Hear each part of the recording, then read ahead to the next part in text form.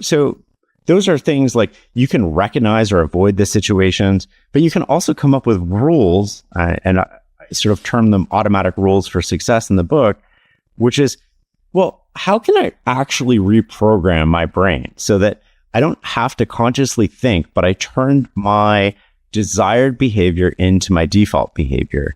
And I got this idea. I was so freaking lucky. I was sitting with Daniel Kahneman in his penthouse in New York, and we're chatting away, and his phone rings. And so he picks up his phone, and, at the end of it, he's like, my rule is I don't say yes on the phone.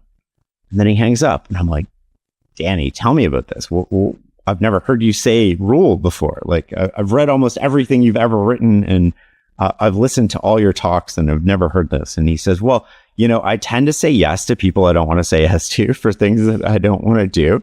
So he's like, I found myself, I was saying yes 90% of the time when I wanted to be saying yes 10% of the time.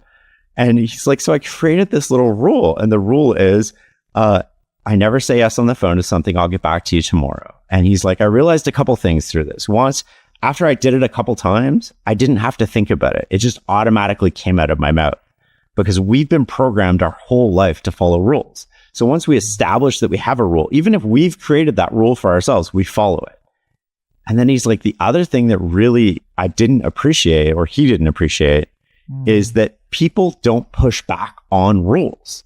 So if you tell me your rule is we always stay on 5 minutes after the podcast to chit chat, I'm not going to say, oh, like it doesn't, it's just like, okay, because you told me that's your rule. And so it's just naturally accepted by me.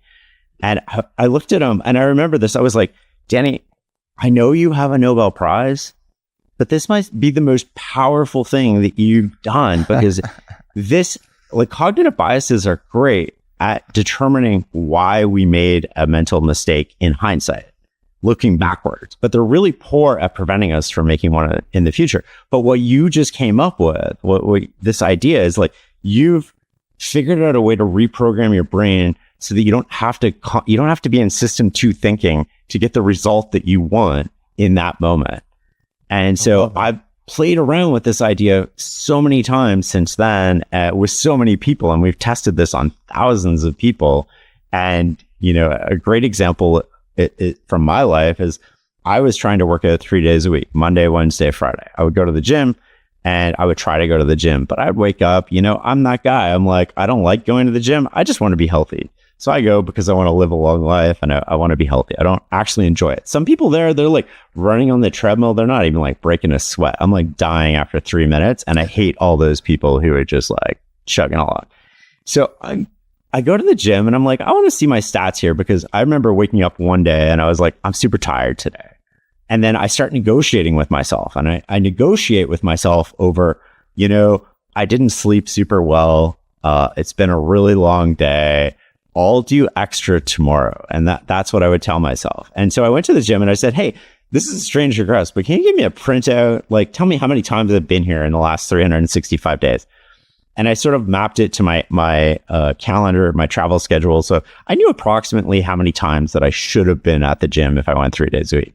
I was nowhere close to that. I was like half of that. And so I wasn't doing what I wanted to do. And so I was like, well, let's try this rule thing. So I created an automatic rule for myself, which is I sweat every day.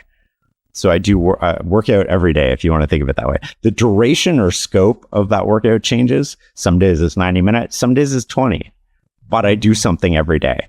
And since then, I think I've only missed 4 days and it's been life-changing. Wow. I don't argue with myself. When I wake up, my negotiation isn't whether I go to the gym or not. My negotiation is, what do I fit in today? What duration, what scope do I have? Where does it fit in with my calendar? And if it doesn't fit, I just do like sit-ups and push-ups, like 100 of each. I was in a hotel the other day. I didn't have access to a gym. And I'm like, okay, what's my workout today? It's 20 minutes. It's like sit-ups, push-ups. I'm like doing squats on the floor. It doesn't take long. And so you can always sort of like fit it in. But I don't argue with myself about it anymore, which is really interesting. There's no negotiation.